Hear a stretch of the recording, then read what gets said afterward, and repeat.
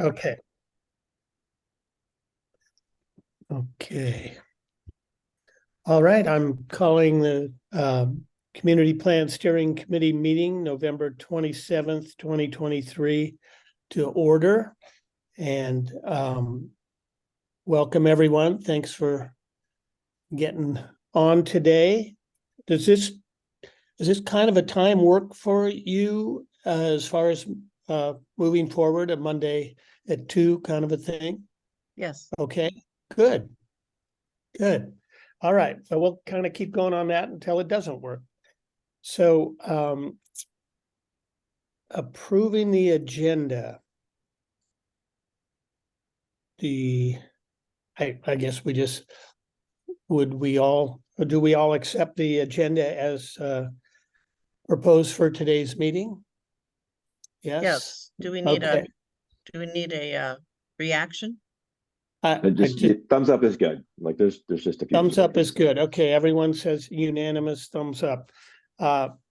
And so did everyone get the summary of the meeting that Jeff put out after we kind of said it at the end of the meeting, and then Jeff summed it up using some of the terminology that I didn't know. I missed that email. Is that somewhere in my email or is it on the website? No, it should have been in your email somewhere. Oh, okay. Is it from you, Jeff, or is it from NCAC? It's probably from NCAC, but I don't remember. If you really, why don't I just send it to you again? Okay. Okay. It's usually under admin NCAC, as Jeff is the administrator, and so that's usually what it'll look like. So did anyone want to make any I think Guy did. Guy's with us now, but I don't. He's still muted. And is he here? You made it.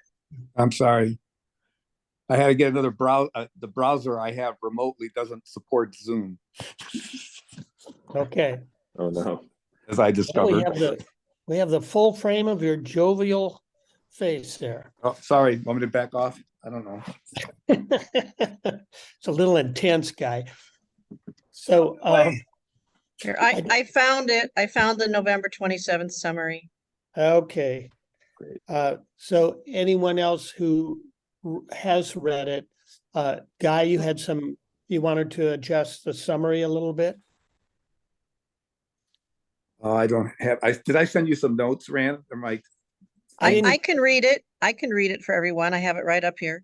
Well, I think we've read it. The question was, do we want to make any changes to make it more accurate or something? I don't know. Yeah, I added that agenda item, Guy, at your suggestion. So right.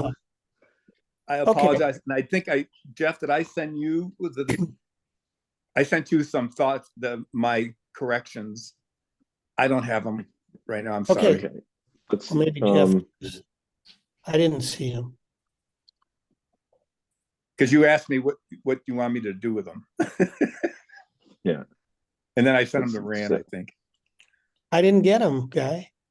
No.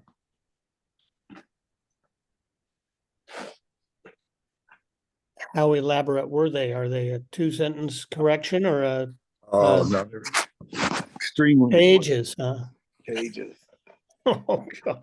All right, I have to look. I got the document that is redlined. Is that yours, Rand? Without looking at it, I don't know. It says CS edits.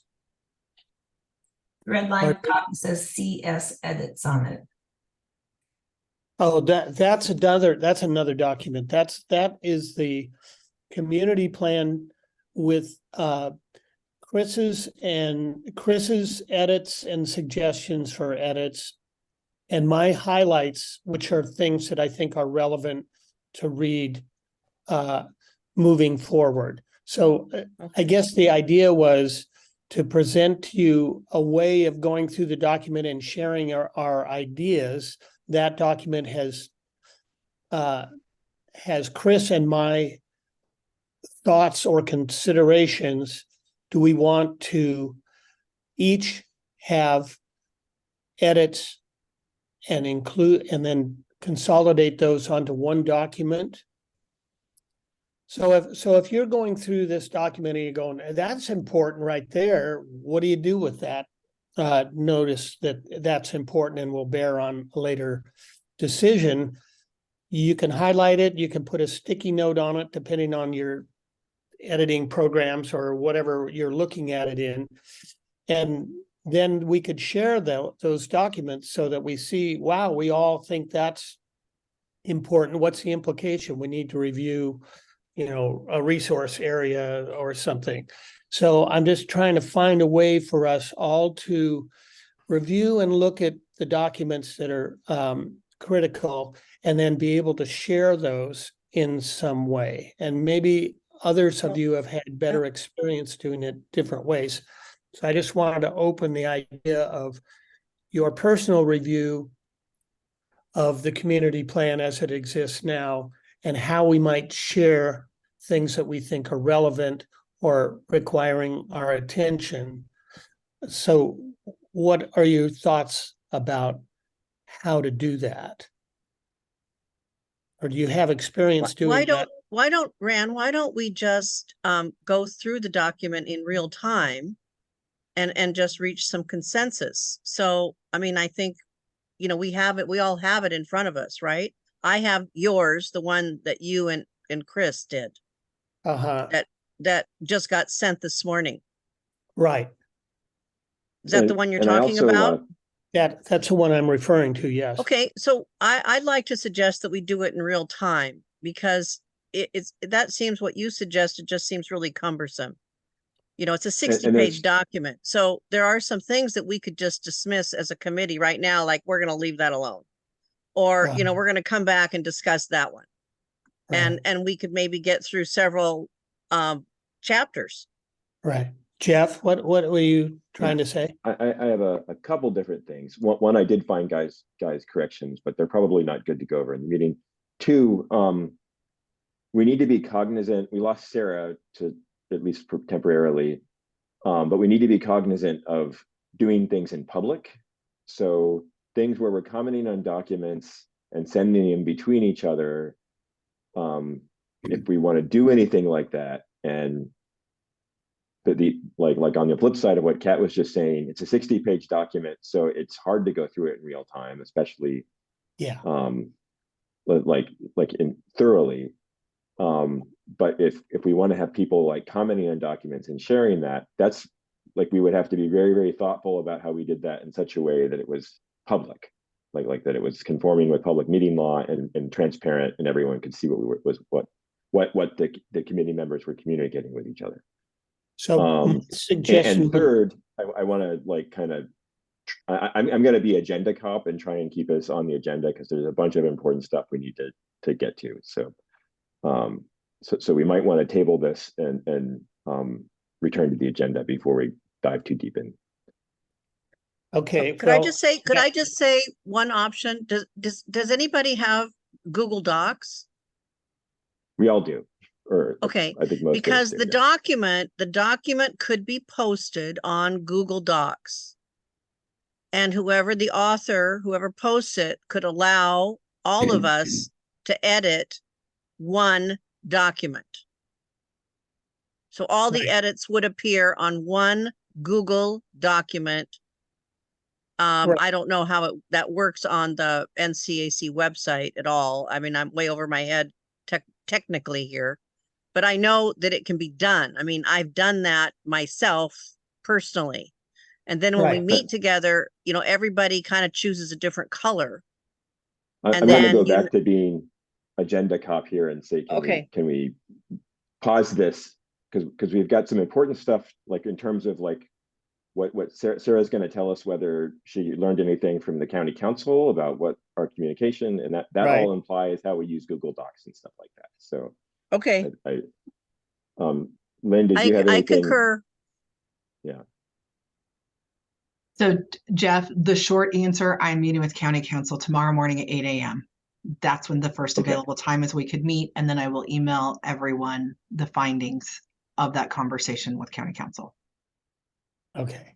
Okay, and and Rand, I don't want to step on your toes. We're on 6, like, so. Well, that was the third agenda item, was to understand any adjustments to the meeting summary, but it seems it's in the void somewhere. And if it wasn't Okay, shattering, I think, back to that one. I found guys' notes. I can share them on my screen. I don't know if like but like a lot of it is like little small edits. So I don't know if it's Okay. appropriate. So, Guy, do you have any thoughts on what you want to do? Because you did have comments, but I don't know what Well, the best way to handle it is. Yeah, and I apologize. I'm not in my office, so I don't have my files and stuff, but let's just, Jeff, my memory of there's nothing significant there. And I think I'm okay just approving the summary. And what I thought we were going to do, and then I realized after that what I thought we were going to do is go over the minute summaries before this meeting. And then Jeff, after I communicated with you, I realized that the way we need to run our meetings is any corrections or changes to the summary or to the minutes need to occur during the public meeting. So I'm not ready, unfortunately, and so I'll just have to pass. well, Okay. I think that we're just working out this process. So it's understandable that we're not going to be on the same page for everything yet. So I guess the point in having it being an agenda item is to make those corrections at this meeting. And if it's not tremendously, if it's just typos or a missed word or something, I think we should roll with the meeting summary as it was, and we'll attempt to do that at the end of this meeting as well. I sent my comments to Jeff, and then he made some adjustments. Then it went out to you. And then we'd have to just hold until the next meeting to make any corrections in the summary at that meeting to then move forward and have a meeting. So the fourth item is conflict. Do we of need a interest. motion to approve the summary as written? No, it's just if any, like if no one has any, I learned this from Nancy, who's attending the meeting, that if no one has any corrections, then it counts as approved. But let me ask Sarah. Sarah, do you think it is okay for the members of the committee to email meeting minute corrections or meeting summary corrections to Rand, like as long as they do it one-on-one? Like, is that kosher? I think if they are passed, like, I think if they are clearly stated in this meeting, and then that language is given to Randall, as amended, then I think we can do that. Now, I was asking, like, say at the end of this meeting, Rand has holding up his finger, so let me let Rand talk before. Yeah, so what I would say about that other process would be everything would go to you. So one document that we could, that's why I was showing you, okay, Chris did it and I did it. But if Lynn did it and Guy did it and Kat did it and Lori did it, they'd all send them to you. So the document, you, and then we'd have to bring those to the next meeting. And they would all be there, and then we could review them together, but probably only a few at a time. Okay, I'm okay with that. If just you're going to make a summary, we'll send that to all the members of the committee. If they have any corrections, they will send them to me. I will post that tentative document publicly, so it's all above board. And then, I think I'm okay with that. If everyone thinks that works. So we're talking about the summary, not the community plan, correct? Right. Yep. This is just meeting plumbing, which and it's a pain in the butt, but once we get once we figure it out, it'll go smoothly. So the same would somewhat apply if people want to do their own annotations to the community plan. They wouldn't share them with me. They would send them to you also. I mean, what the awkward part of this whole process is, it makes us all dependent on sending stuff to you that you then either compile or have 4 different versions No. of. So I'm not sold on this process. I'm just trying to find a way that we can understand each other's edits on our own time. Yeah. If they're I accepted. I think for meeting minutes, I'm okay with it. And for community plan stuff, we may need to talk more. And Nancy, whose insights I very greatly value, has her hand raised. So. Hi, Jeff. Thank you. I just want to clarify that I said that you could have an automatic almost motion for minutes, but not for more detailed and important kinds of things. I guess minutes are important, but you can have a motion saying, are there any objections? Are there any additional corrections or additions to the minutes? Hearing none, the minutes are approved as written or as corrected. But other documents, you need to actually go through a more formal process. So And I guess, can I just,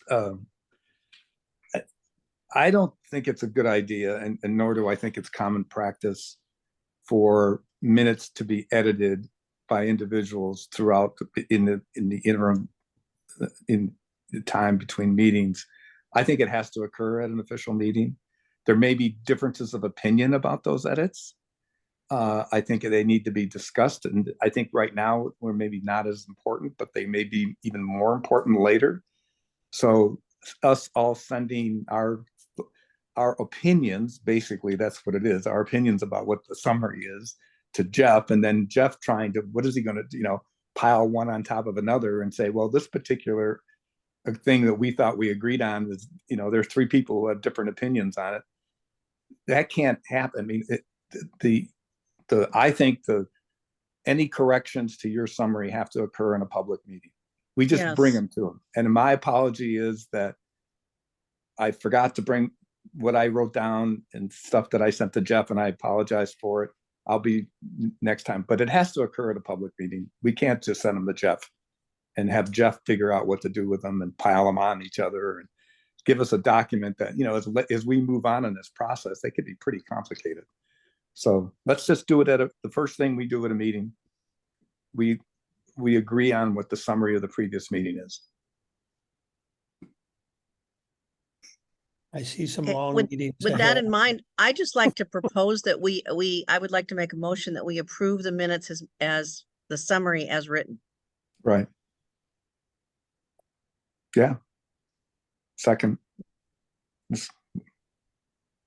Any objections? Any objections? Okay, let's vote on the summary of the last meeting as being accepted by the steering committee.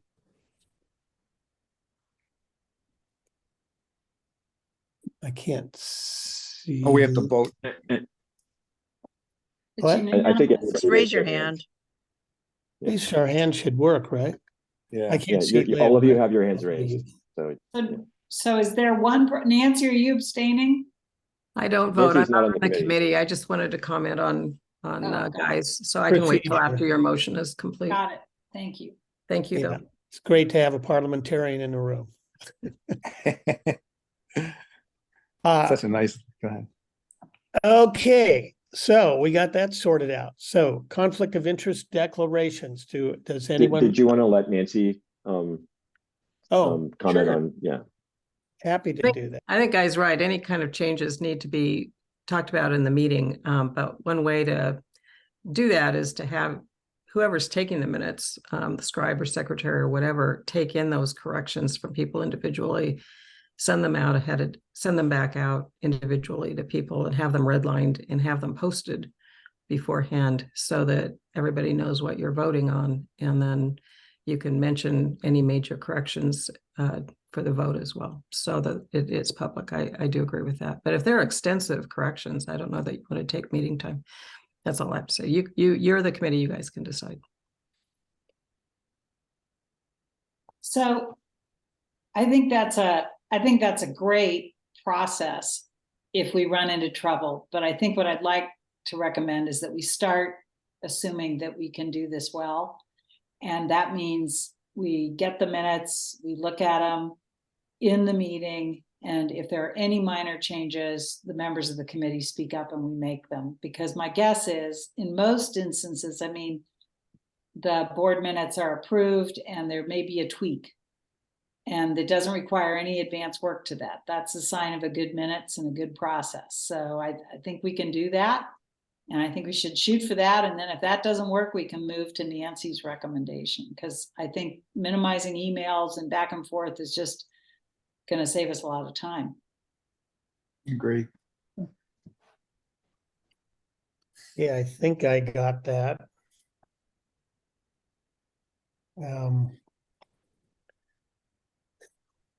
Okay. So we're done with the agreement about minutes or summaries being edited in the public meeting after they've been shared with me as the chair to sort out. I guess I'm okay with that. No, Randall, they won't be shared. They'll be shared at the next public meeting. Right. Any corrections? So you don't know anything until the meeting. No, there'll Right. be, So there's no So it- corrections between meetings. Right. if you have corrections, you like write them down and you have them ready to like bring up at this agenda item. So like Right. probably like prepare with like something to share your screen and stuff. So, Yep. if Jeff, it's- are unless it's simple. you the secretary? Me? I am the secretary of the NCAC. I'm basically like tech support for this. Do you meeting, need, so- do you need a secretary? I could function as secretary and take minutes. Well, at the last meeting, I said I would write a summary at the end of the meeting that we all agreed was a summary of the meeting. That was the way to pre-approve the minutes in a way.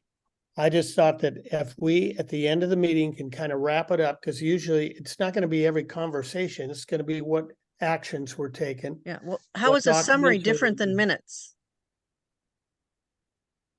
It's not. It's the Okay, minutes. so you want to be the chair and the secretary. Well, I don't want to be those things, but I'm just saying that if you, at the end of our meeting, if we agree what happened at the meeting, then we can probably, like last meeting, I thought I wrote down the things that we came to agreement upon. Wasn't that cumbersome or that difficult to do. And then going, when you kind of know what those minutes are going to say. And then if you get them and they don't say that, or you remember something else that wasn't included, that would be something you bring to the next thing. But I'd like to have the whole thing sorted out before we end the meeting and say, okay, here's what I understood we did today. We reviewed the minutes process. We came to some decisions about how that will be done. We will have changes shared only at public meetings, and we will then vote in the meeting to approve those minutes from the last meeting. So Okay, I'm trying to make this simpler than just leaving the meeting and then trying to remember what happened. I would rather we do that at the end Well, of the well, meeting. that's so a we all review what happened. that's a scribe or secretary's role, is to record all of that while someone else is running the meeting, but I'm fine if you want to do both. So a couple thoughts. First, I appreciated you offering to do that because I didn't know the scope of Jeff's capacity for this with his other responsibilities. And so I think it is,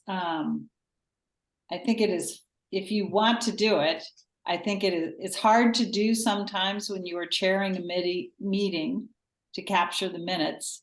And I would suggest that, having had this experience and discussion, we need to find out if that's really what you want to do, Rand. So thank you for that, if that is. But I also really think it should be minutes and it should be a summary, but it should be configured as minutes, because the minute is the record of what we do. And it's a little different, and so obviously in minutes you record response to agenda items. You just use the Robert Rule of Order model and say that, you know, this was an action, this was not an action, this Right. person was assigned that. So to me, that's really a Jeff and Rand question about how you want to do that. But oftentimes, part of the reason minutes often come after the meeting is to confirm common understanding. Even if we all think we understand it today, if there are actions and assignments that we missed, or we got up to get a cup of coffee or something, the minutes bring everyone back to the same page and create the record of action. So that it's fine to approach it in many ways. My principal concern is that we have formal minutes and they are configured as such. I concur with you, Lynn.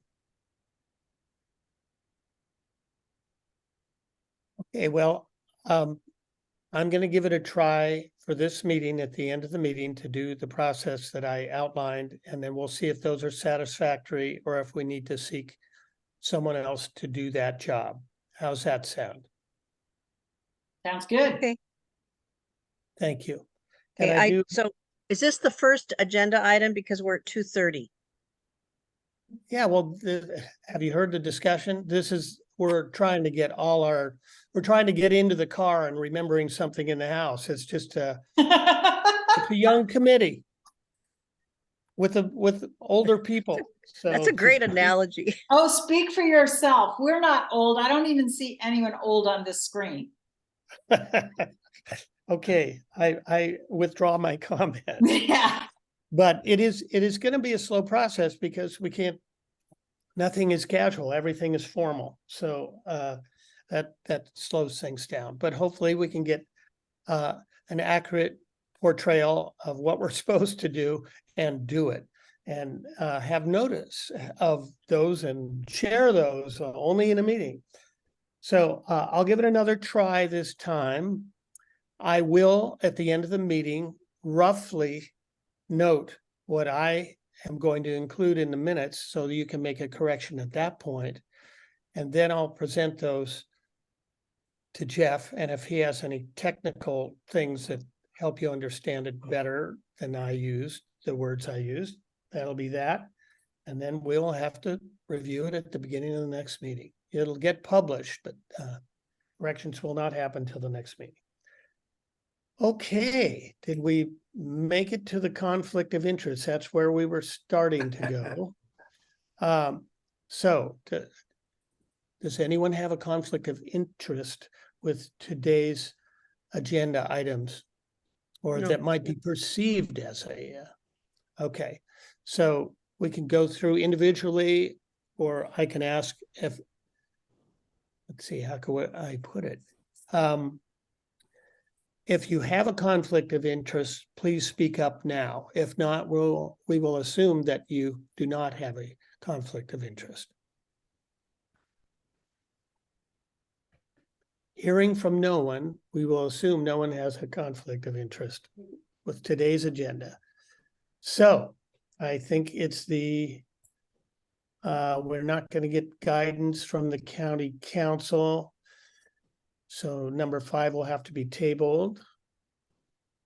And agree on procedures for committee to comply with the information we were going to get from the county council. So that is not going to happen. So we're down to number 7. High-level discussion of current community plan and implementing ordinances and how to move forward on detailed analysis. Now we're back to the question that is that I sent out the document today about, which is how we do this process. So I'm open if someone has had a very good experience in the past with a single document that many people might have opinions on, and how those opinions and analysis of the document may have proceeded. So we all know Google Docs, and we know the basic way that works. Is that tenable for folks, or have they had good, you want to weigh in on if you had good and bad experiences with that process? I have a process question first for Sarah on that point. Okay. So my question is that and I just reread for the second time in a week, the community plan today. It was unclear to me why we would start processing any edits prior to public input. Number one was my first question, because ours is not to edit the document. Ours is to get community comment on the plan and for its revisions. And then my second question was, do we just kind of, is there any barrier to just sending the community plan out to the committee, out to the community to get it in front of them again newly, and just have ask people to summarize a broad overview of their thoughts? I mean, like a 1 page or no more. But so those are my two questions, because my understanding is our job is to get input into the community plan, and that can be done. There are lots of creative ways to do that. Some communities, I believe, have just sent out the community plan to everyone and said, please give us, they have not? Okay, so good to know. So that I'm just seeking for the best way, the cleanest, fastest, most efficient and focused way to get people to engage with a 60-page document.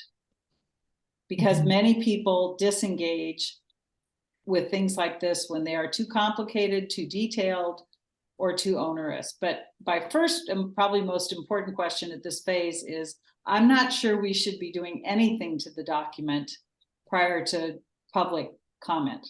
Mhm. So Lynn, I appreciate that. Thank you. There is typically a shorter survey that goes out to the CAC. I do have some templates. Oceanside did some good work to kind of test the temperature of what mattered to communities in relation to community plan updates. I don't want to take away from the extensive survey work that was done, because I think it was really good. But I think, to points that I've heard, you're trying to engage a community that are not full of technical experts on land use planning and have limited time. My recommendation would be a survey of 10 questions or less. And it would be, you could pull out various policies. The policies are categorized, and maybe does this matter to you? Do you agree with this policy?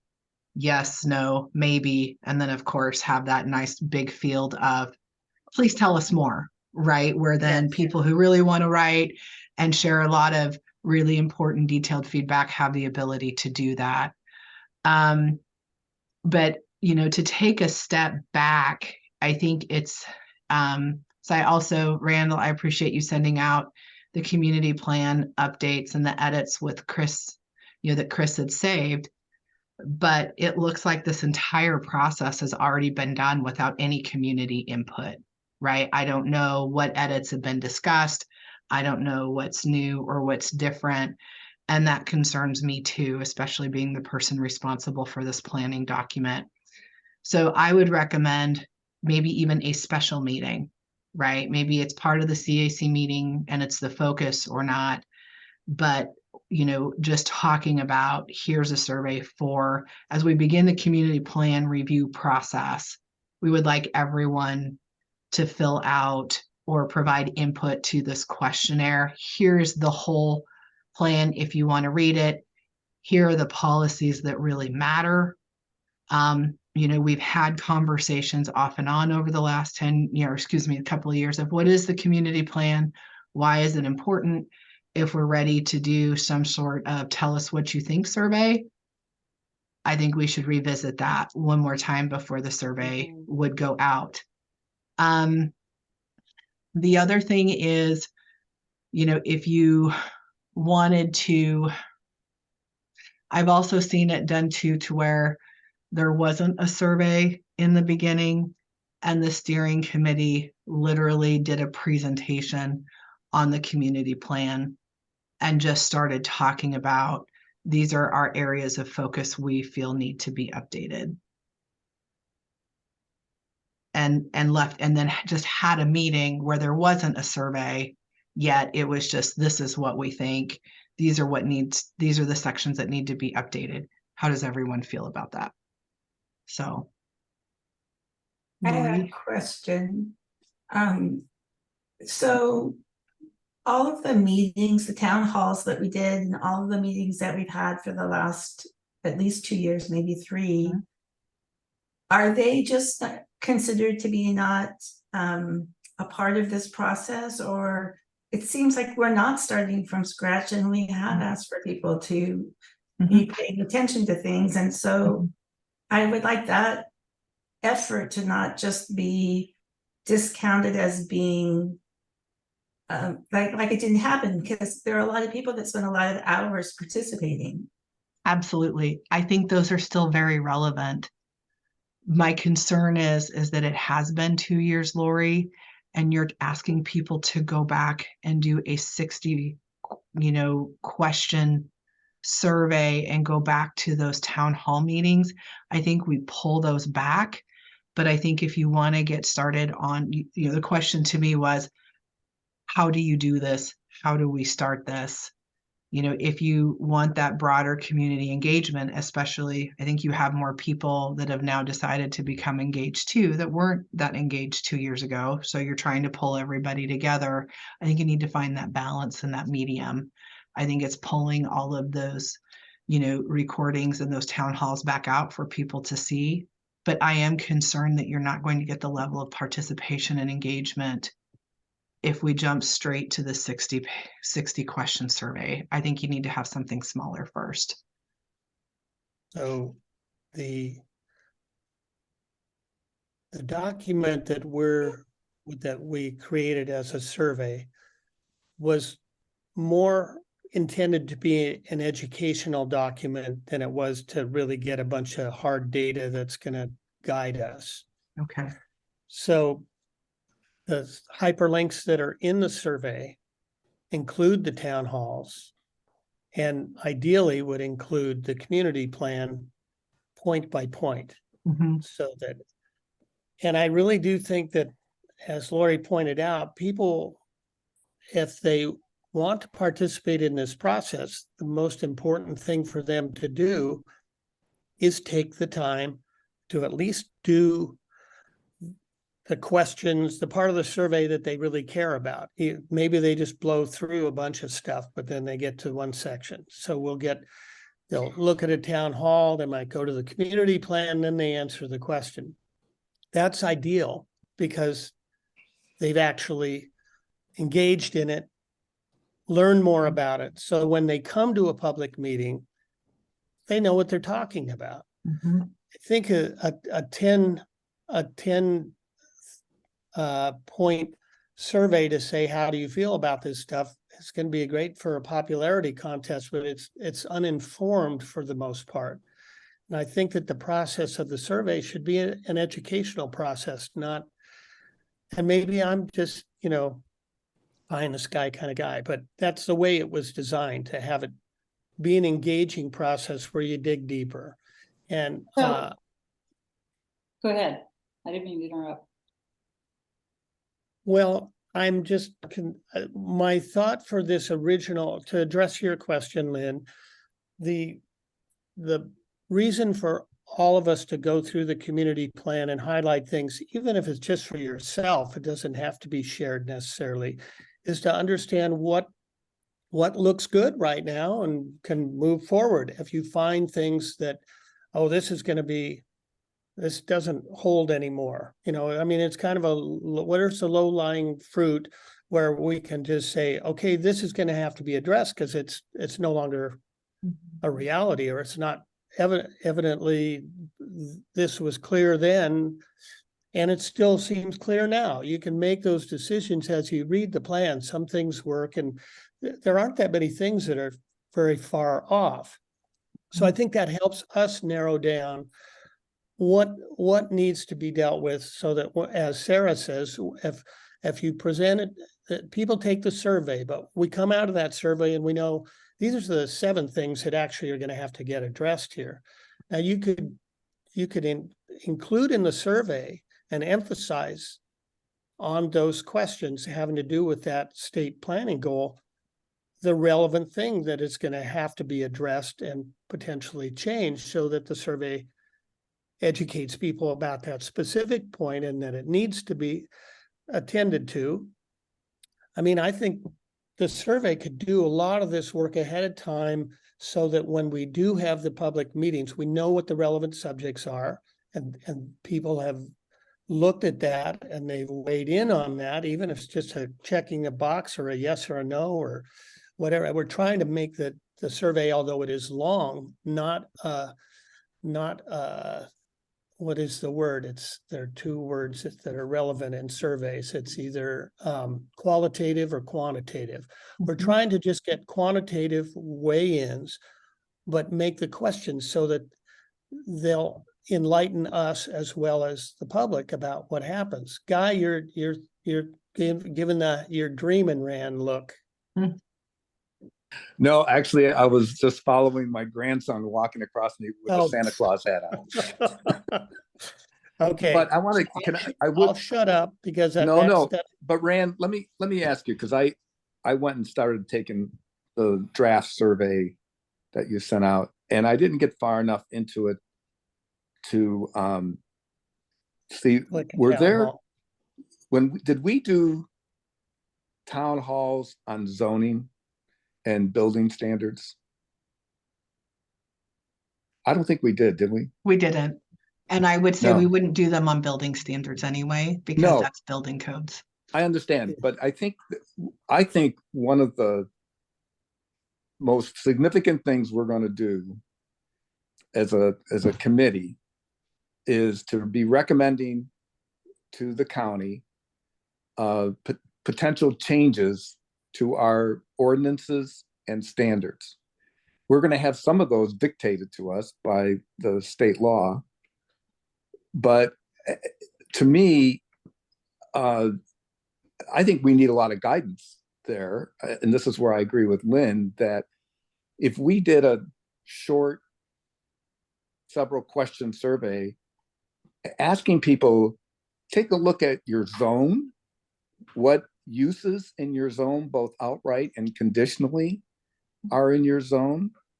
Do you want the committee to look, I don't know, somehow ask what their thoughts are? I know I've already had a couple people come to me who are in Nescoin R3, who are in a residential area, who want that changed. I know Sarah kind of goes a little crazy, but we're going to have to do Measure 56 anyways for the whole community on this plan.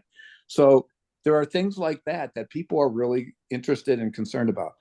The town halls were great, I think, as part of the overall plan. The nature, the education experience about all the subject areas that impact Nescoin, coastal hazards, shoreline, estuaries, watersheds, all those kinds of things were really, really helpful. My guess is that we're not going to get a lot of people looking at changes as a result of some of that. I might be wrong. So I do think a short, quick survey, finding out where we should focus on. One of the things, as I went back through the last few days, I wrote some notes. All right, and I think, Rand, the idea is what's your general feel or whatever about the document and whatever. One of the significant things that happened in Nescoin from 2009 to 2013, 14, is that the community went through a process as to how to protect Nescoin from coastal hazards. And we started out in that community for the first couple of years thinking that we could engineer our way out of the hazard that the ocean will present both now and in future with climate change. We explored every possible engineering solution to protecting the community. We ultimately agreed as a committee that was working that that wasn't possible, and we wrote a document called the Nestlewind Coastal Hazard Adaptation Plan to adapt to what the ocean brings us, not to resist it or armor ourselves or whatever, more than what we're already armoring ourselves. One of the things that we were told by, I can't even remember what the title of the discipline it is, but somebody calculated the next 20, 30 years, how high the riprap would have to be to protect the homes along the coast. I mean, there's no way that that's going to happen. And that's a decision that the community has to make well in advance. So all I'm saying is that whole philosophy to adapt to changes and not to try to fight in some ways or to resist those changes with engineering solutions is something that is not in our community plan. I mean, it's an overall approach to living on the, on the coast. So I think that's one of the things to me, that really needs to be addressed in our community plan, and it's to come back and to adopt the adaptation philosophy that this community voted on back 9 years ago. And that may be controversial again. I don't know. Is it my Okay. turn? Yeah, Sure. Rand, are you noticing that people like that when people have their hands raised, like, would it be helpful if I called it out?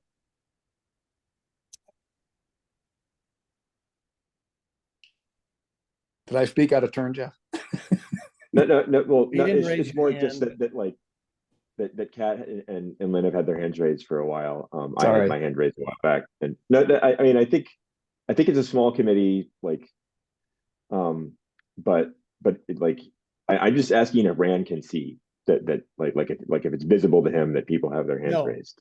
I was aware of it, but Lynn asked some questions that Sarah answered, and I felt that I had to answer before Kat got in because we never answered Lynn questions that way. It's hard to Okay. answer a question at a time if three people bring up three different subjects. So that's why I did it that way.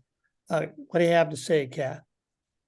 Well, I raised my hand in response to Lynn's comment, and I concur with her that just in the little bit that I looked at the community plan, I really feel like I need input from our community. And I think that a short survey is the way to go because it engages people. So, and I liked, Guy, what you had to say about the different categories, so just, I don't want to take up a lot of time, but I support a short survey. And Rand, to address your question of education, I think that the education comes later. It's not initial. A long survey doesn't necessarily educate people. What educates people is conversation and interaction, around the questions that are important in our community. And those quality of life and land use questions, will engage the community in a short survey, will help focus me, at least, on what in the community plan is most important to the members of our community. And I guess that's what I see my role as. I don't see myself in a vacuum saying, well, I think this one has to go and this one has to be changed. I just really want to hear what other people in the community say and want. And I think, Guy, to your point, I think a lot of people in the community, that is news to me, the coastal plan. And it makes me really happy I'm not right on the beach. Maybe someday I will be. So, I mean, I had no idea that you'd done all that work. So, that's something that we can bring to the community in a town hall meeting. That this work on the hazards plan has already been done. So I support a short survey, well-crafted, along that is qualitative, that will help focus us on our community, our committee, on what is important to members of our community. Okay, just to address that a little bit, quantitative surveys are extremely difficult to analyze and develop into understood conclusions. So if you have a qualitative survey, as the short-term rental committee took 4.5 months to process their qualitative answers out of a mixed quantitative and qualitative survey. So I'm just telling you, you could have 10 questions that could take you months to process because everyone's got an opinion and it's which one fits in what group that thought this or that. So I'm just warning you. Well, Rand, I mean, it can be qualitative in the nature of the question. There can Yeah. still be a scale on a scale of 1 to 5. How important is this to you? On Okay. 1, 5. Sure, But got it. But the question can be qualitative, you know? Yeah. Sure. So it's how we frame the question. And then I don't support a free for all where you have to analyze everybody's comments. No, that would be a nightmare. But Okay. on a scale of 1 to 5, Yeah. you know, how important is this to you? No, I got And it. then we know, well, okay, this is really important to, 70% of the people who responded. And this bullet point here is not important at all. And maybe we don't need to address it, or maybe the state will take care of that. I mean, it's Okay. wide open. I got it. Thank you. Lynn, I think you're next. Maybe Jeff's in between. It's Lynn. Lynn is next. Go ahead. So I would like to hear Lori's question because I think it may tie to what I'm going to say. So Lori, why don't you go ahead and I'll follow you with the permission of the chair. Absolutely. I was just gonna make sure that we stay focused on the fact that we're not starting from scratch. If we talk about 10 questions, like we're not doing a community plan from scratch. We're talking about amending or updating or refining the plan that we have on the table. And so it seems to me like people need to have some focus on what we're actually addressing, rather than 10 random questions that they get to, I don't know. I just want to make sure that we stay on track with it, that everyone understands that we're refining an existing plan and we're trying to do it as thoughtfully as we can and see if there's anything we need to add to it or whatever, but we're not starting from scratch, because I think that will send us off on a tangent that could be unproductive. Thank you. Lynn?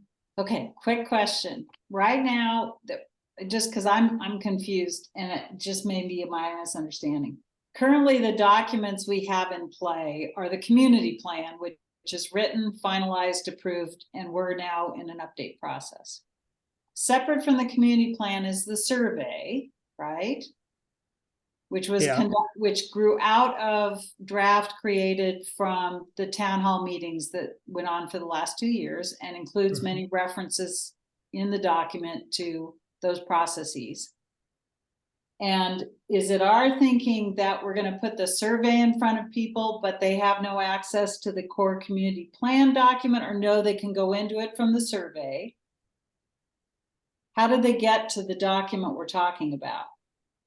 I would suggest as the survey exists right now, there are hyperlinks to the specific state goal and the town hall that was held regarding that state planning goal right in the survey. I would suggest we do the same for the specific point in the community plan that addresses that. So Rand, let me just take you where because I thought that was the answer. And I think here's the thing is that to me, everything comes back in this process to trust. And so to me, to have a survey that is as large as it is, and frankly, as a citizen of Nescoan, to have to go into the ordinances, and I've spent 20 years of my career working with ordinances, so it's not like I'm afraid of them. But people don't have the time or the bandwidth to do that. If they need to, they can Google the ordinance. They're readily accessible. So to me, the thing is, for trust, what you want people to do is have the documents at the starting point that they are considering them. And that is the community plan. And again, we have this wonderful thing where we can send it to everyone. They don't have to ever open it. They don't have to be concerned, but we will be able to say at the end of the process, everyone got the community plan. Everyone saw it. It's a public document. We pointed it to them on the internet. And so please know that the survey grows out of that plan. And we're not editing something for you to see. We are not the people who are intervening.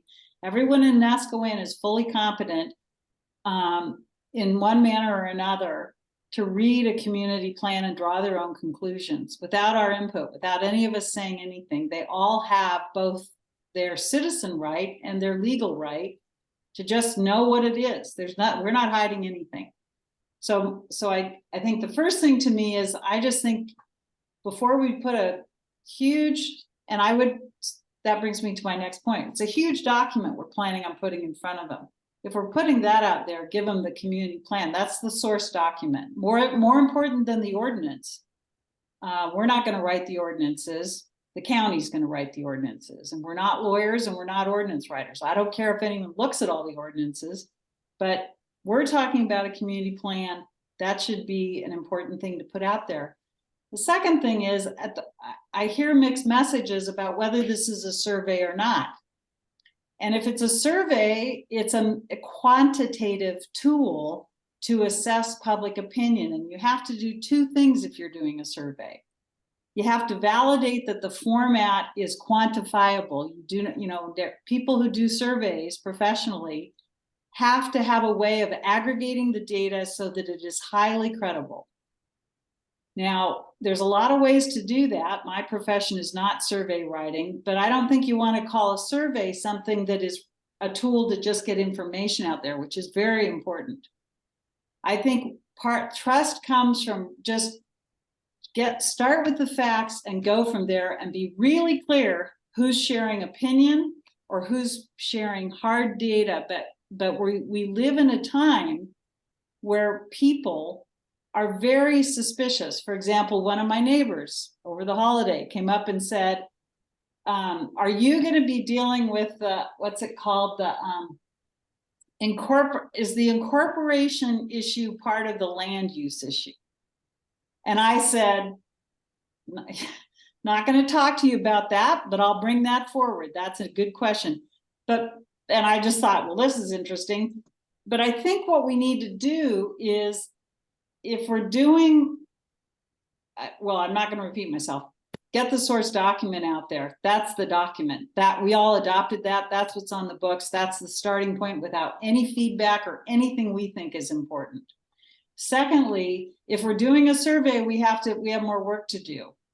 And part of what we have to do on a survey is we have to be really sure how many people we're getting responses from, and are they representative of the community? And second, is the content quantifiably accurate? Is it a real survey, or is it one of those ones like you get from political parties in the mail that says, we want your opinion, really they just want to check? But they're giving you this little survey exercise to feel good about yourself. I don't want we have a responsibility to trust that I think is really critical here. People are very sensitive right now. They are sensitive to political processes where they feel they're not heard, they're not engaged, they're not listening, and I just don't want us to go there. So those are my two concerns, is if we're going to do a survey, we've got more work to do. It can't be as long as it currently is. It just can't. If we're going to do a public information piece to accompany the community plan, the survey could easily become a public information piece. But survey implies quantitative integrity. And unless we're offering that and have the skills to do that accurately, we should not be saying it's a survey. So maybe it's a public information piece. There's nothing wrong with it. I love how the links go everywhere. I love all the connections. I respect, Lori, your concern that 2 years of work went into this, but professional surveys go to great lengths to ensure that they can defend the product. And we don't have that yet in our document. Well, we did have a survey expert with us and helped us design it and keep it on quantitative track. But if you have taken the survey, which I think we sent out, didn't we send out the survey to everyone so they could Yep. look at it? So if you've looked at it and gone through it, that should let you know whether it's guiding you to some conclusion. We had 12 to 15 people review it who had extensive experience in land use planning and various things, and they all felt it was very fairly written and functional as a quantitative document. So So who was, if I I may think ask, it's who was the interesting. I surveyor? think it's interesting. Do you want to know who the committee was? No, who the professional survey person was. So her name is Brenda Freshman. She's a professor at UC Long Beach, I believe. Maybe Guy will correct me if it's not Long Beach or something like that. Anyway, she teaches group psychology and does a lot with surveys and teaches classes on surveys for the medical degree that people get that includes group information. Anyway, that's her PhD is. So anyway, as we went through the process, she says, we can't ask the question that way. It needs to be this way so that it functions in this manner, blah, blah, blah. So the whole thing has been reviewed that way, and 12 other people looked at it who had extensive experience. No one found any flaws per se. I think it's interesting, and I agree with you that people should read the community plan. I would think that if they can review a 60-page document or more, they could take 73 questions, but that would be the measure of how deep they want to get into it. But the questions they don't have to take a long time. It's a matter of whether you want to dig down and get more information to answer the question. You could probably whip through the survey, or you could take the time to make it more. Is she going to aggregate and be responsible for the data? For example, if people answer 20 questions, not 70, is she going to weight things? What's the aggregate piece of the survey in her mind? I don't have the answer to that question. What she said, she would be happy to help with the data analysis, and that's all I am going forward understanding if we want to get someone else. But as was suggested earlier, if you have a professional come in and do the survey, that's tens of thousands of dollars we don't have to come in and design a survey. But I'm listening. I get people have questions about this. So Sarah, I think maybe you're up. Your hand is up, and you're muted. It was me, but Yeah, well, I think I was just going to Sarah's say, I think Jeff was first, and then yes, I Okay. do have some context to add to the conversation. Thank you. All right. Thank you, Jeff. okay. So I'm commenting with my secretary officer hat and as the champion for creating this committee among the officers. As I see it, and Sarah can correct me if I'm wrong about this, the survey has two purposes.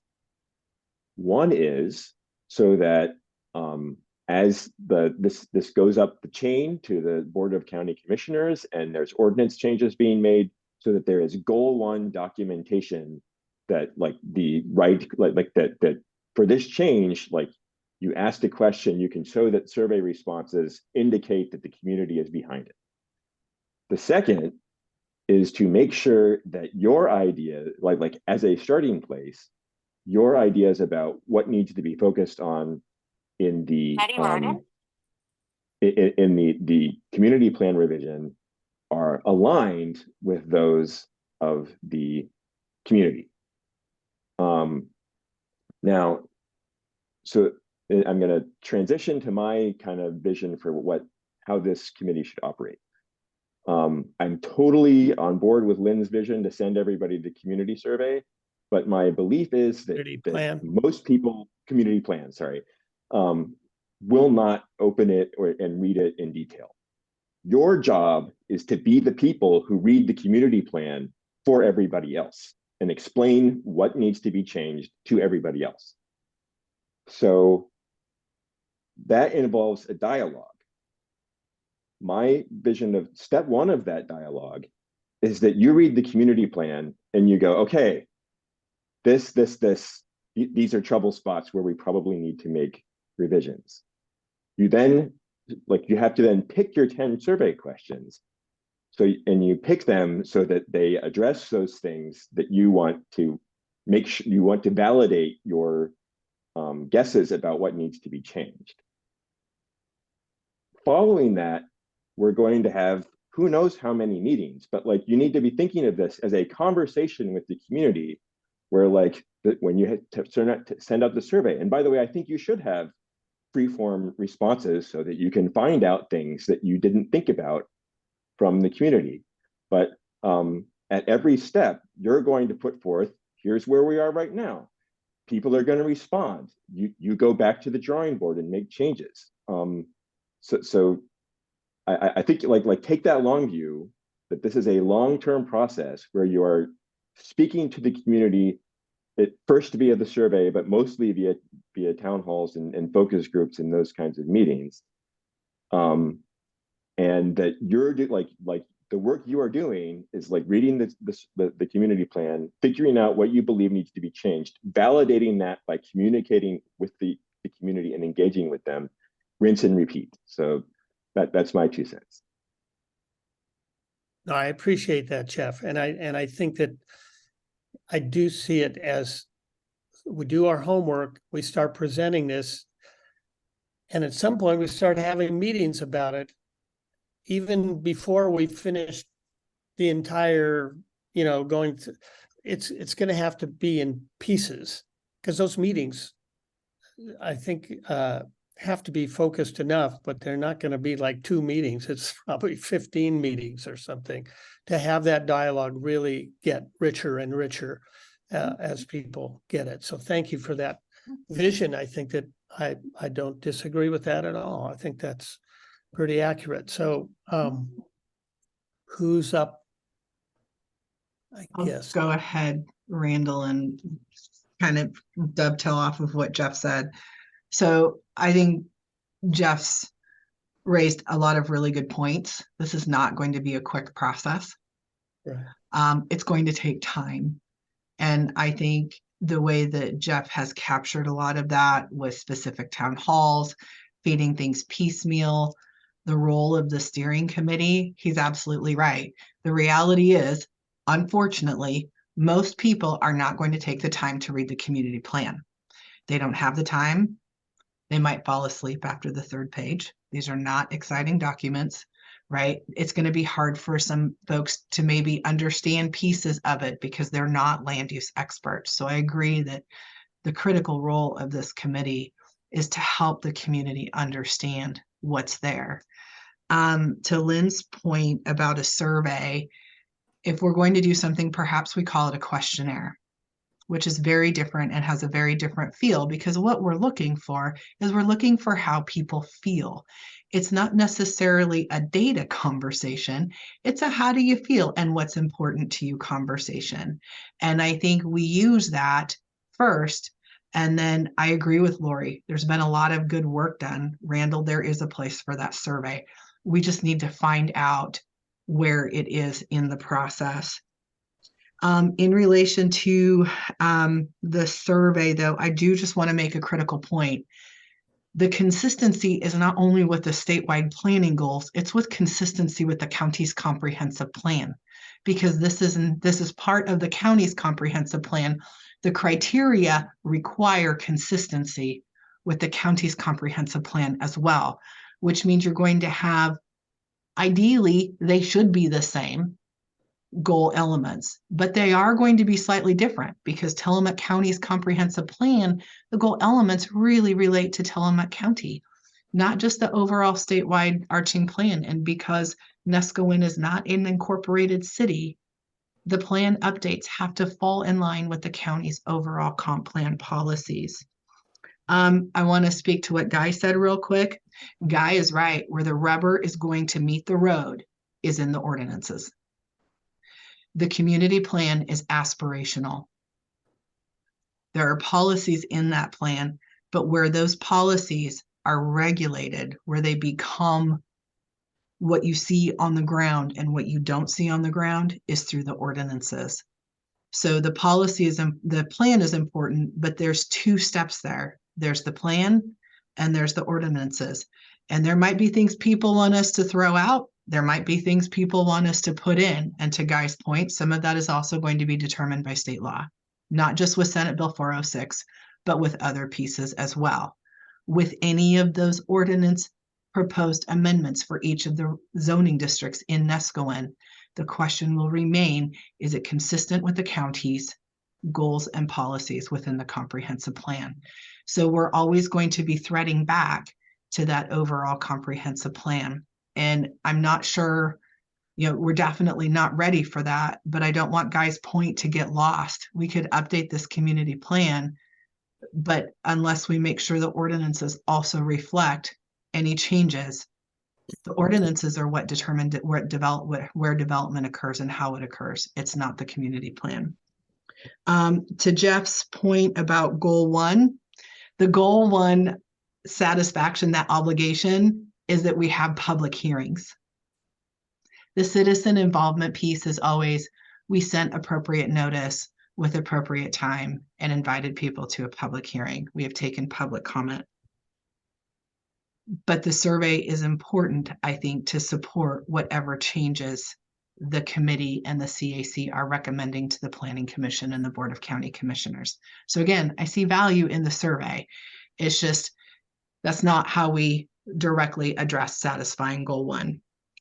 And I agree with Jeff that, the survey purpose is to get that data and feedback, but also more importantly, to make sure that the work that we are doing, that we are focused and aligned with the direction that the community wants to take. We don't want to work in a silo and then bring something forward that everybody, doesn't like, or we don't get the majority behind us. You're not going to get consensus on everything, which is also where the survey and then that documentation through town halls and public meetings and whatever else we're going to do is really important. So I'm not sure who was up between Guy and Lori first. it was. Go ahead, Lori. Well, I first raised my hand in comment to was something that Liz said about getting the community plan in front of everybody, which I agree is really important. While we were talking, I went to the Neskowin CAC website, and at the very top, there's a tab for new community plan, and the very first thing there is a link to the community plan. And so I think in every communication that we make, either as a type thing at the bottom of it or at every general meeting, somebody should just say, if you're interested in this topic, please go to the Neskowin Community CAC website, and the plan is there, and please read it, because that's where we're going to be focused for the next, however many years this takes. And as we make potential changes or revisions or whatever that everybody knows, go to that web page and you will know the most recent thing that the committee is talking about and doing. Put our minutes up there and be as transparent as we can. But it's not very hard if somebody wants to participate, but also then we can reiterate it in the general meetings that we have. And I don't know if there's gonna be money for mailings or whatever, but just repeat it in all those places. But that plan has been on that website for a while. Like, it's not like we haven't kept it secret. So anyway, there's that. And the other thing was, I did actually read through the plan several times and made my highlights, kind of like the Chris ones on. And one of my questions, which we won't get answered today probably, but is, were the suggestions in there actually adopted by the county? And if they weren't, it would be really helpful to know, like, was that plan adopted? If not, what about it was not adopted? So we actually have and how does it, where does it coincide with the Tillamook comprehensive plan and where does it not? So that when we're starting this process, we know, like, are we actually starting from something that's been implemented? Or was it not achievable? And we need to just forget whatever that part of the plan says. So Lynn, or sorry, Lori, just to jump in, that is part of what my role is. So that is what I'm going to do. And I need to go back and look as well. So those are my tasks. Absolutely. Great question.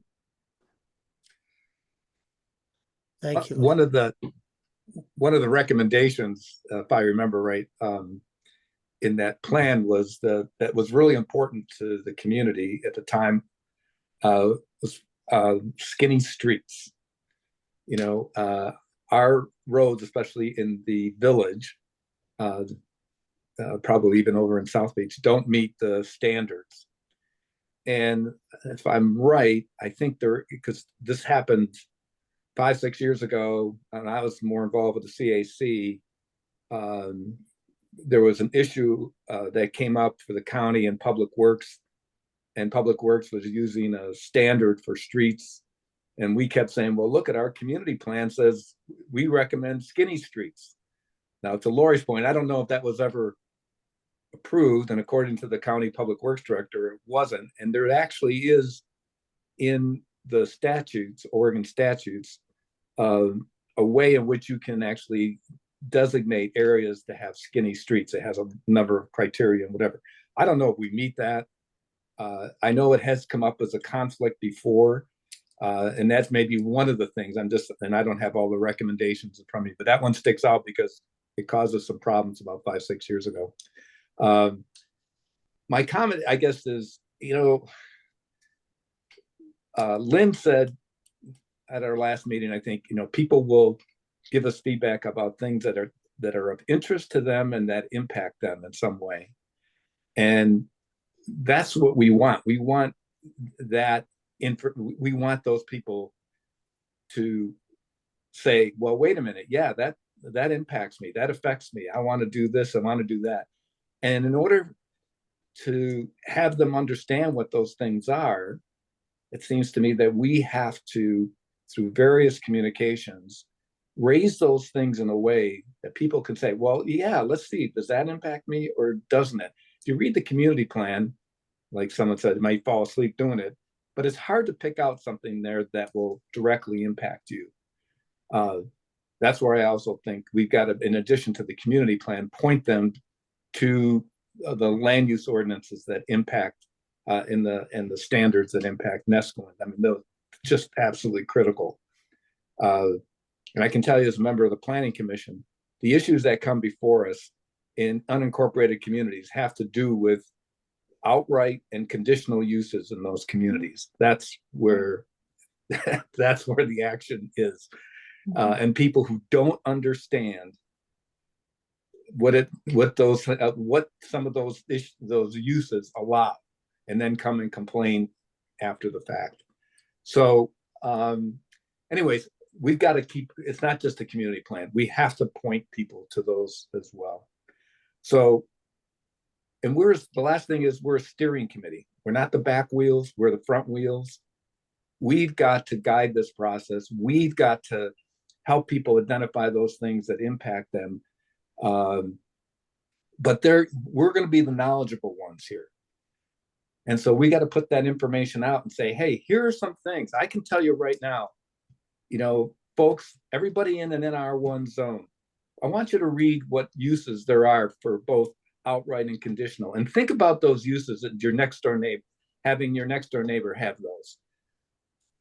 Regardless of how silly it may sound, believe me, some of those things come up.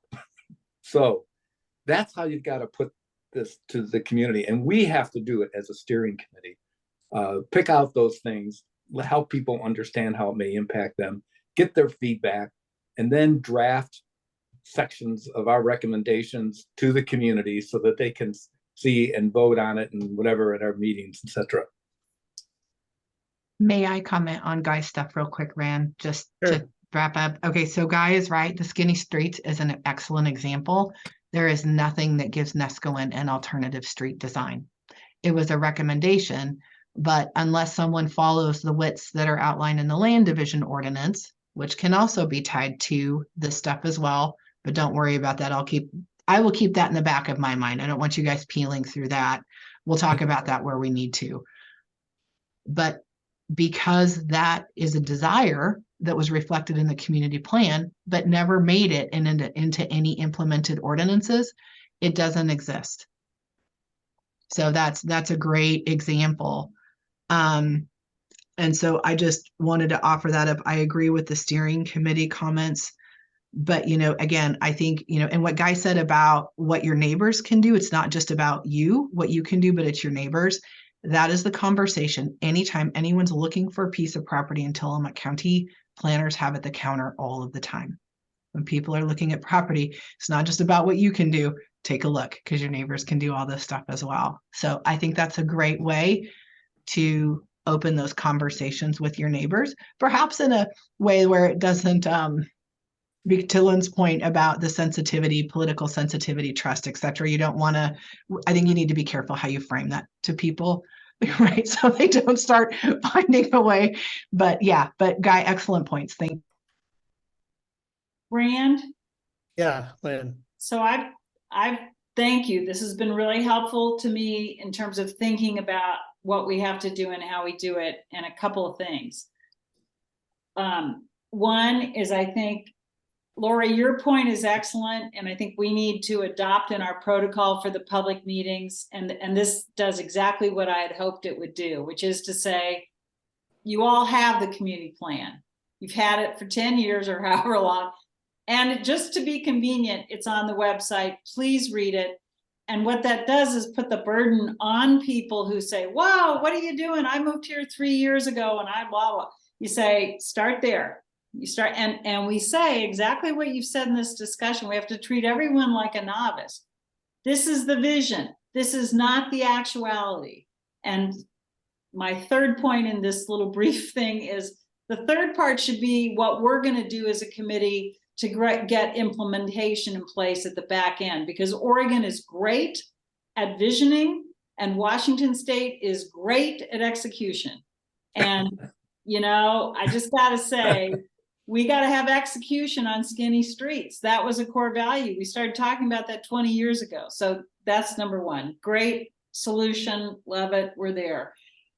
The survey, the questionnaire solution is perfect. If we're not going to aggregate data and defend the substantive nature of that survey, I think we call it a questionnaire. And that puts us in the right position. No one wants to answer the questionnaire, fine, don't answer it. But it gives us the ability to say, you're right.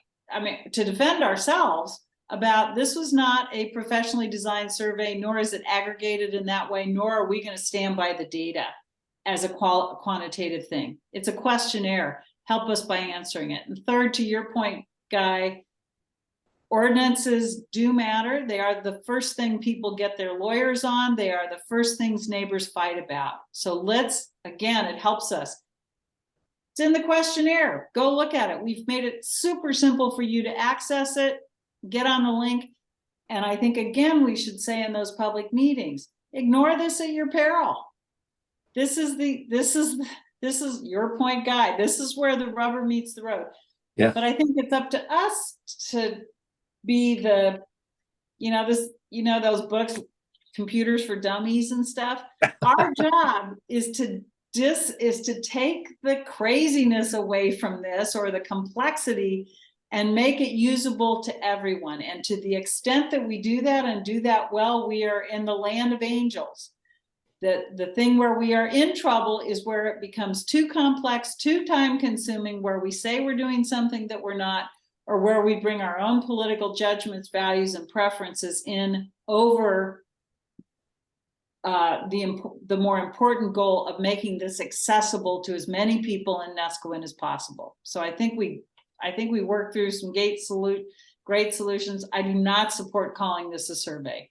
I don't believe it is a survey. And I know that I know people think it's a good survey start. I would agree with that. It's the aggregating part that is the critical part of any survey, and that's not what we're planning to do.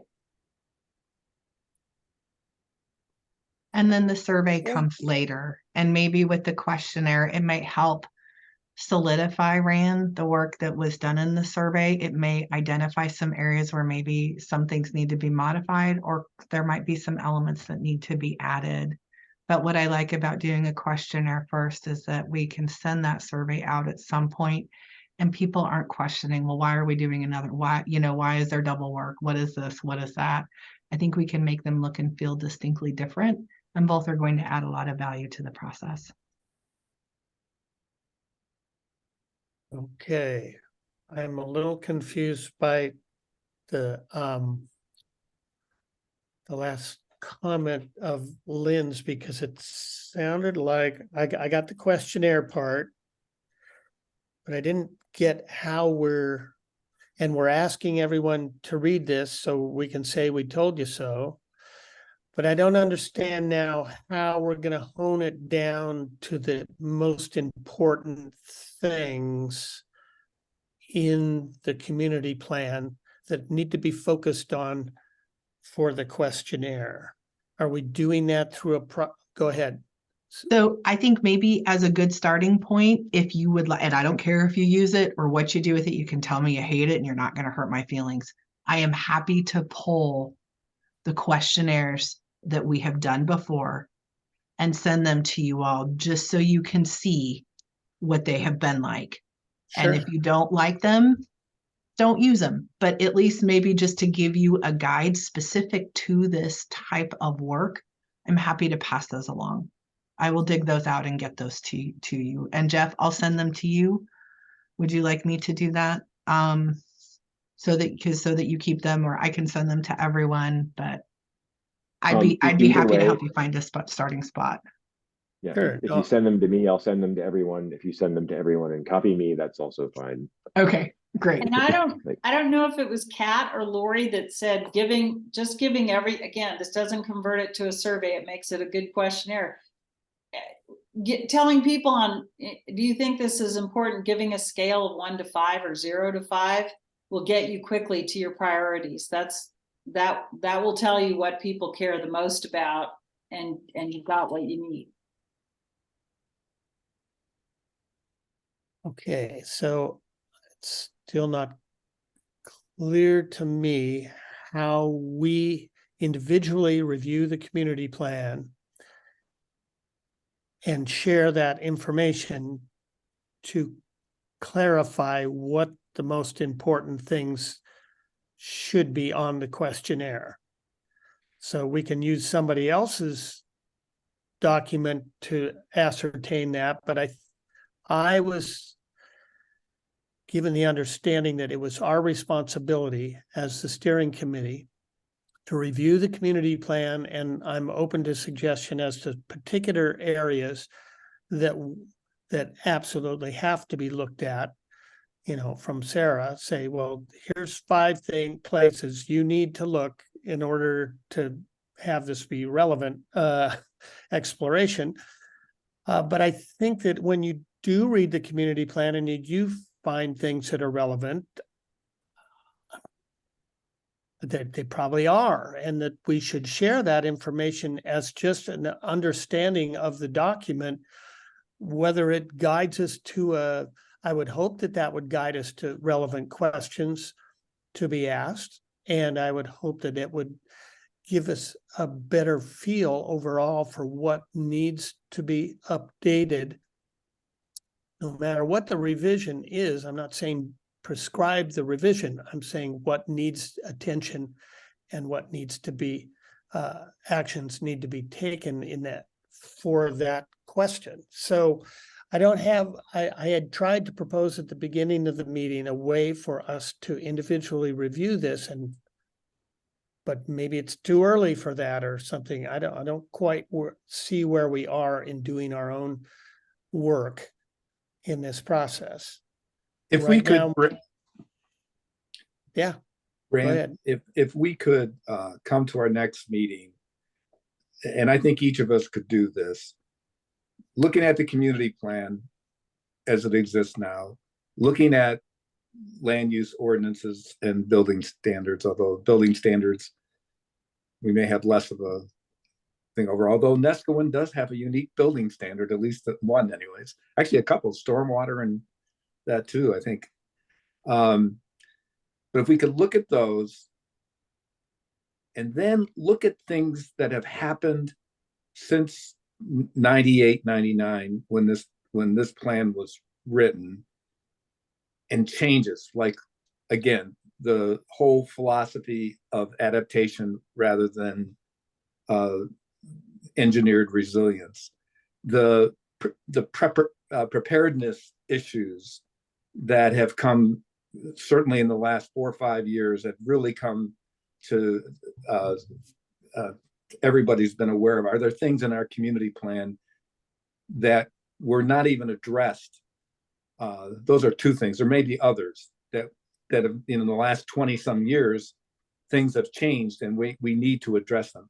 So I think if we came to the next meeting and I could, let's say, we all put together like 10 things that we think we want to know how people see, how important people see these, that should we be focusing on these kinds of things.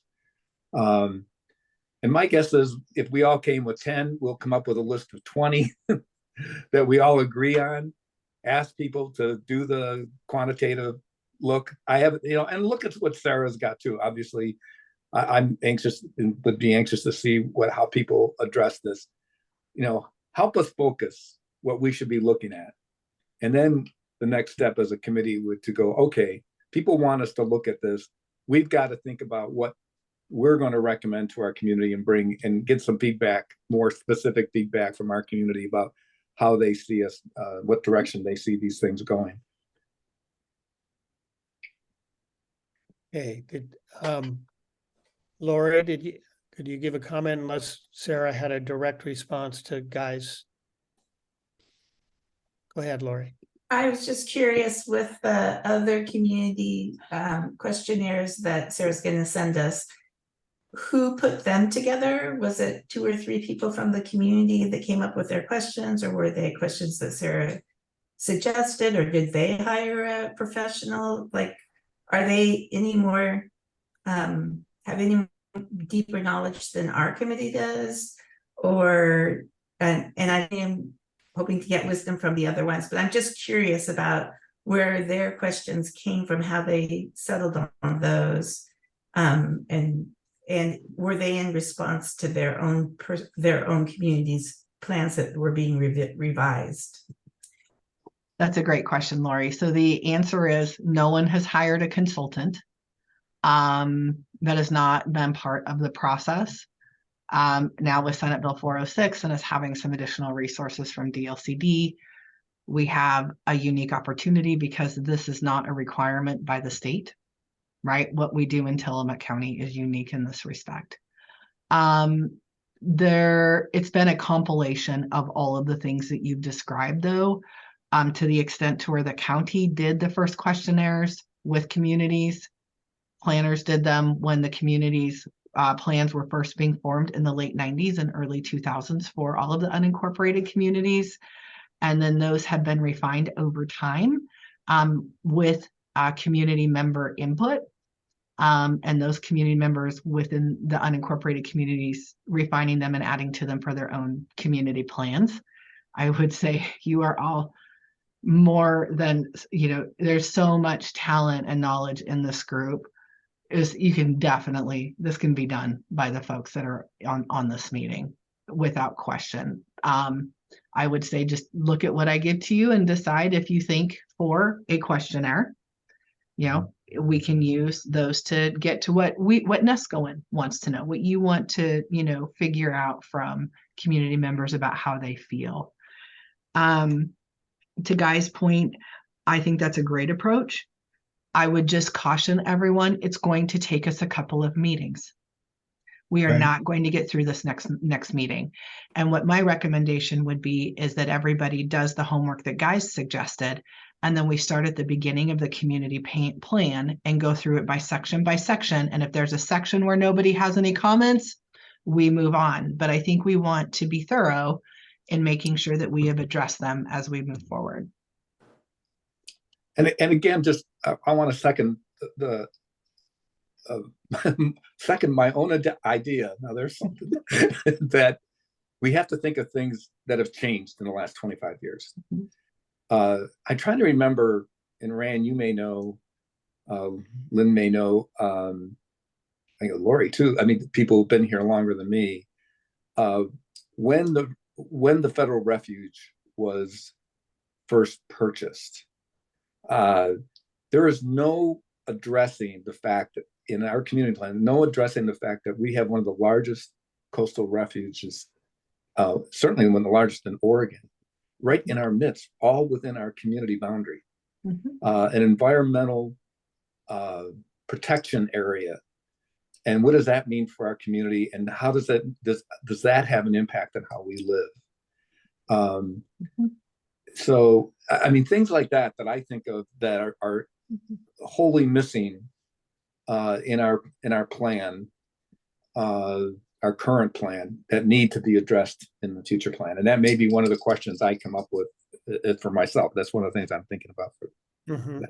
And I would offer with that, the refuge is referenced in goals 17 and goal 5, because when the subdivision proposal north of Nesco North came through, right, that was one of those 2 applications that we received when we were adopting the Nesco and Coastal Hazards Overlay Zone. Guy, there's a whole lot that I learned about that area and found pieces in the comp plan where it is discussed. So that in and of itself could be just an entirely separate conversation. And I could give you guys a crosswalk of what already exists, so that you have a better understanding of that. And then looking at that, whether it be implementing ordinances or, you know, the community plan, where things could fit if suggested recommendations for adoption were there for amendments. Right. Jeff?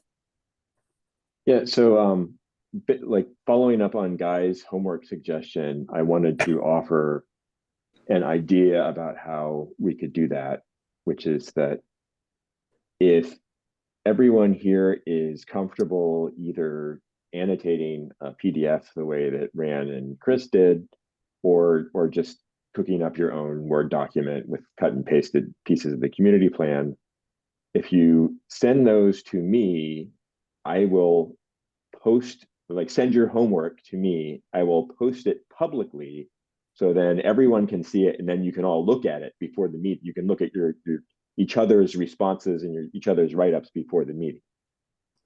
Great. As long as we don't discuss them, that's fine. Yeah. Right. Yeah. So Jeff, I would actually offer that we come with our own notes and start there and let the minutes or the summary reflect that. I just think that's going to be a lot of work for folks. And I would, if you're going to go through this line by line, it might, again, we might not all have our homework with the entire plan done by the next meeting. I think just starting with that initial conversation might be more manageable and realistic for everyone. Just having done this before, I just want to share that. Okay. I like, Sarah, what you said about coming with our own notes, but then going section by section. So that then it's this section and like, then we're talking about this section. And like you said, if we don't have any concerns about that section, then we just move on very quickly. Great. And then, you know, along that, one of the questions I had, there's a place in the community plan where it talks about conditional uses. And did those all go away? Because that's not what I see. Right. So they were recommendations for next time. So that'll be part of the discussion. And if you'd like me to kind of give a conditional use 101, so that there's also better understanding of what that is, why it's there, what purpose it serves, I'm happy to do that when we get to that part. And then when it comes to conditional uses, are people grandfathered into Mm. that? Like they already have one and so therefore it's not taken away.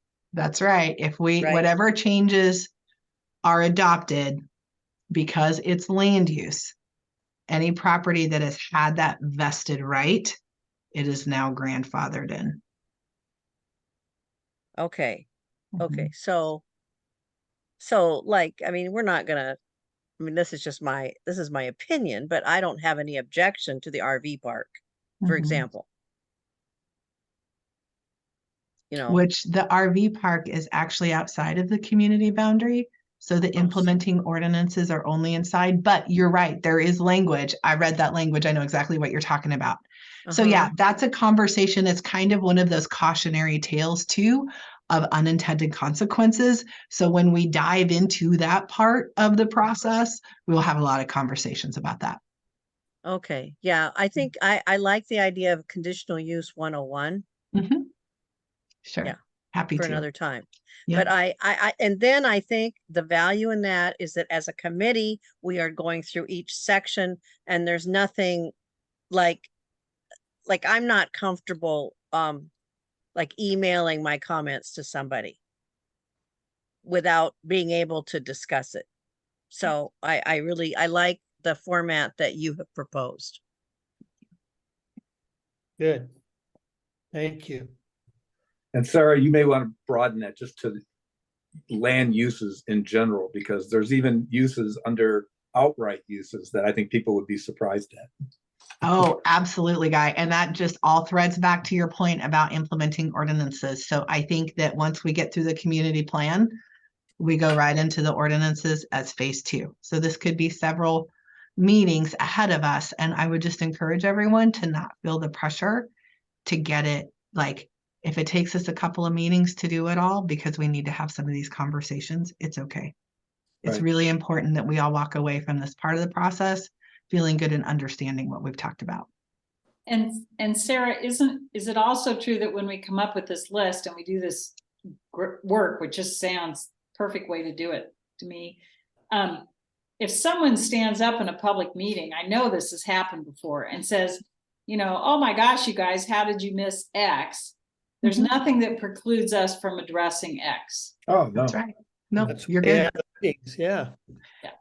And whatever comes out of this entire process in whatever form of amendments to propose, the other thing, and I'll say this repeatedly throughout the process too, these documents are now alive. They are living and breathing. They will shape, reshape, mold, shift, and adjust right up until that gavel goes down with the last Board of County Commissioner meeting, where whatever is in final form is in final form. So I would also encourage you not to get attached to too many things or detach yourself from too many things, because it's going to be a bit of a surprise for all of us to see what gets to the finish line.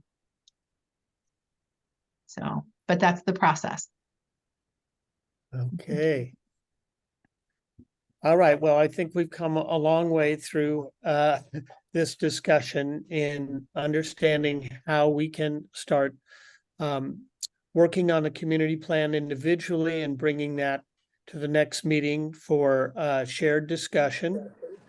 We've kind of determined that we'll try to develop a questionnaire that targets things that we feel the citizenry will be directly responsive of, because they'll understand how it impacts them. So it'll have relevance.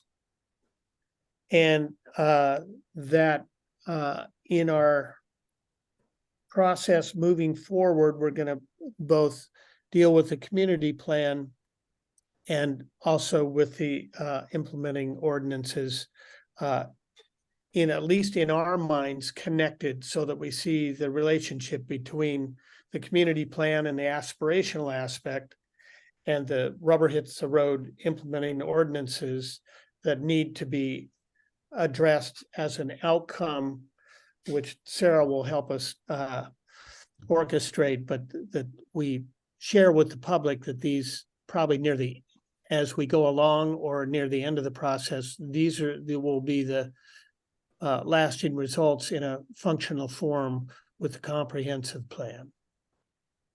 But we don't recommend ordinances, do we? Sure, Yes, the we community do. will.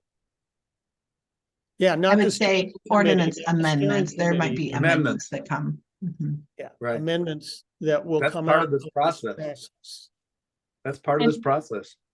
And did we add, Rand, to our list today, the need to have the community adopt an implementation tool or a tracking of realizing the plan tool or something where we're finding out the road issue so that 20, 30 years later, we still have no ordinances protecting or doing whatever needs to be done to keep the roads narrow.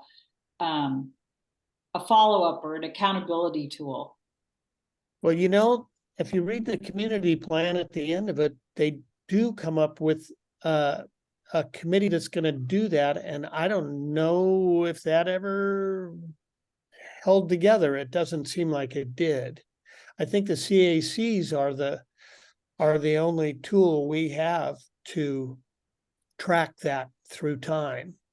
Then I think it's really important, again, because I think the first time I was engaged with the community plan, everyone was so exhausted. Once it was done, it was kind of like, okay, phew, now we need a year off to enjoy living at the coast. So I just, if the CAC is the mechanism, then I think we should overtly say that there's an accountability, there's a follow through, and it's the CAC, and they're going to stay in place and fill that function.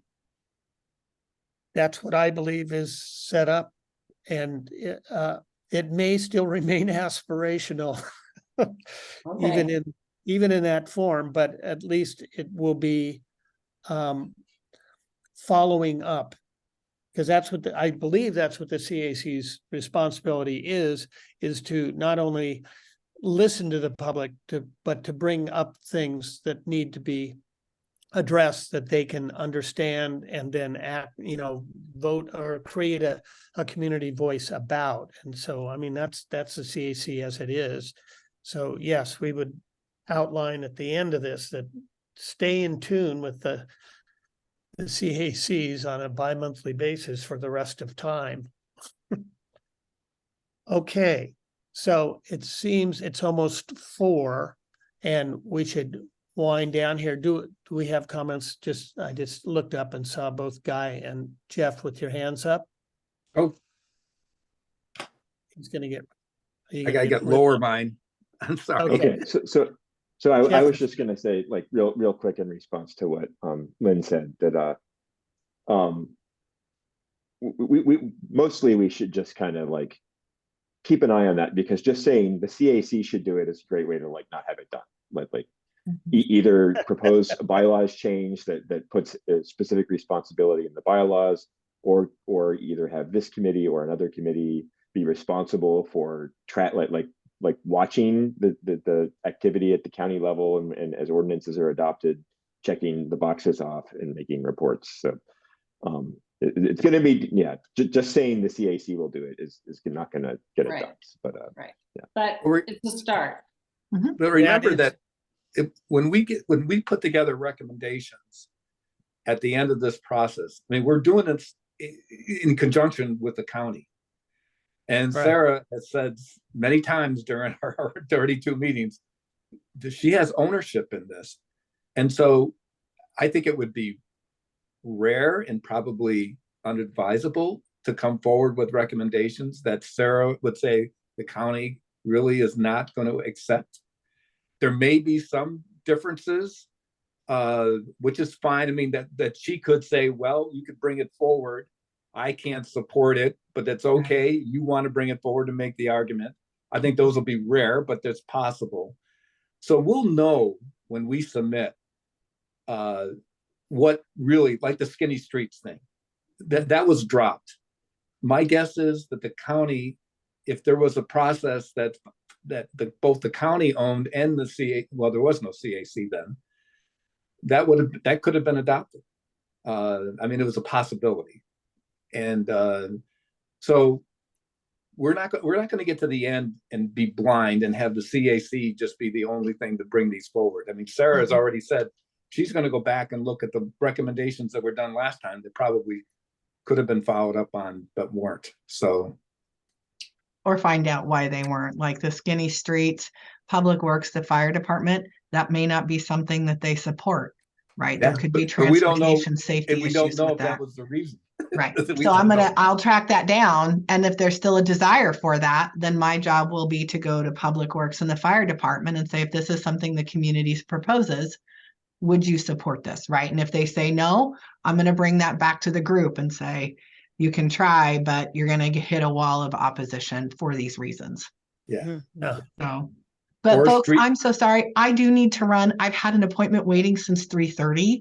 So I will also, if we think we're going to start going to 4 o'clock, I will just start blocking that time out. Oh, I I just, thought because we we were did, 2 to 4.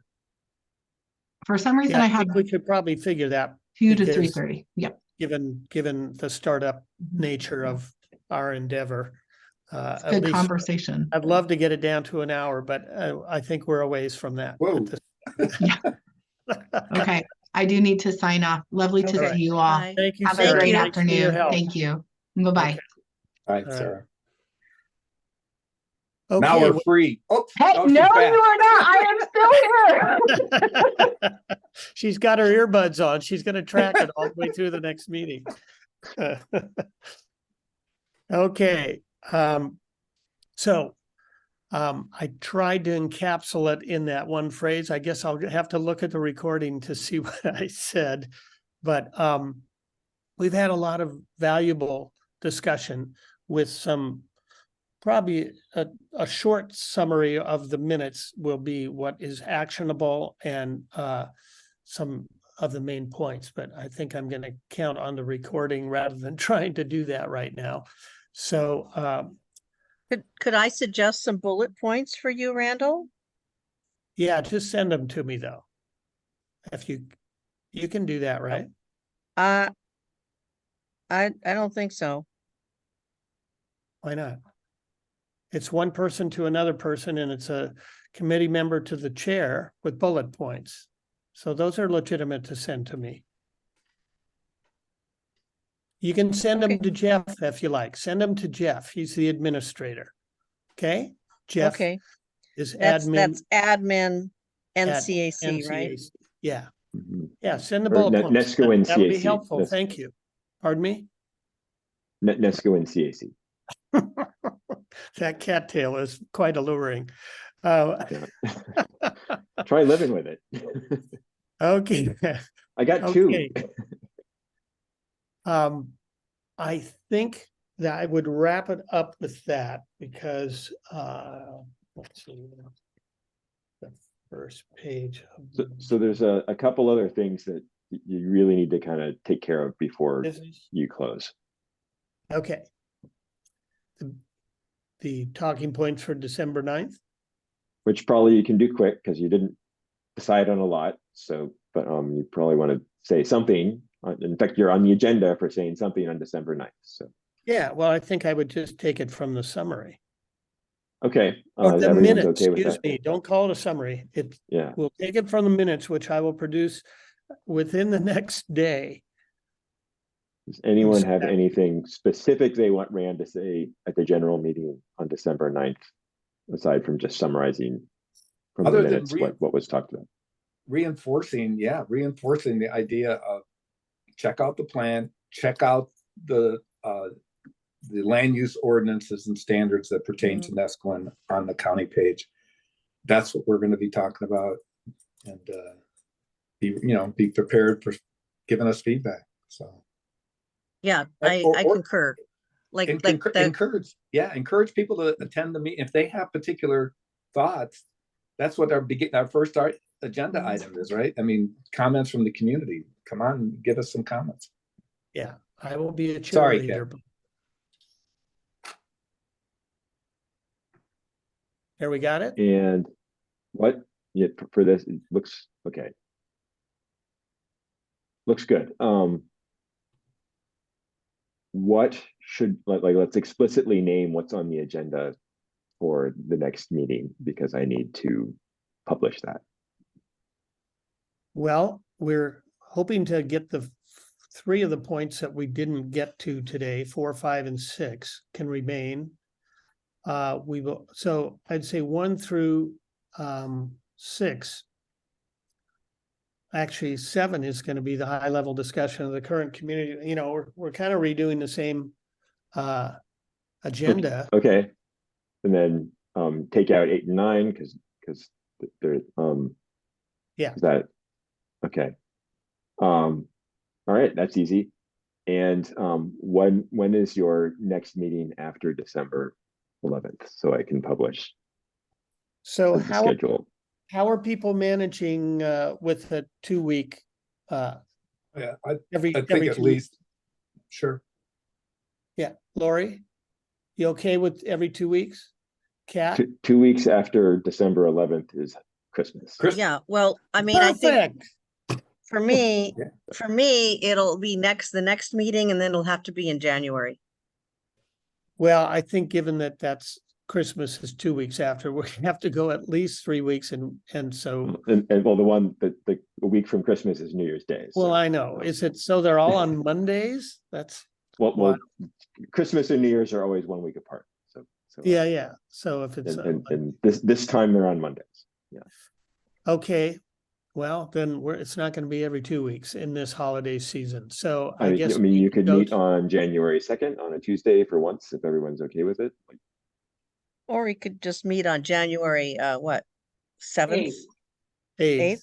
8th? 8th. I think let's go with January 8th because the hangover is not a great situation for a meeting on the Oh. 2nd of January. Oh, Well, you must really party if you have a hangover Super the next day. Traditional. It's traditional to have a Oh. hangover, even if you didn't drink too much. Yeah. Okay, let's go for the 8th at 2. And are we saying it's till 3:30 or 4?